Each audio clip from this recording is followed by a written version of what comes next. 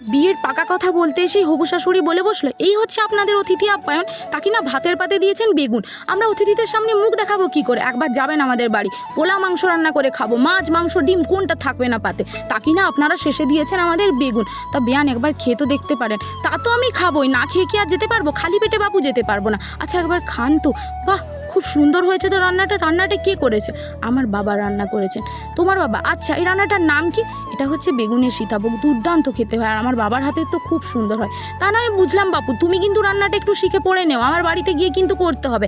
আমাদের বাড়িতে কিন্তু এই রান্না করলে দারুণ খেতে হবে। প্রতিবেশী অতিথি সবাইকে কিন্তু তোমাকেই করে খাওয়াতে হবে। তা না হয় আমি একটু শিখে নেবো। দাঁড়া মা, তোকে কথা বলতে হবে না।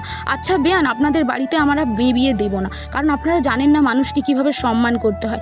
আজ না হয় ছিল আমাদের নিরামিষের দিন, শনিবার, আমরা খাই না মাছ মাংস ডিম, তাই হয়তো করিনি, কিন্তু আপনাদের আসল রূপটা জানতে পারলাম।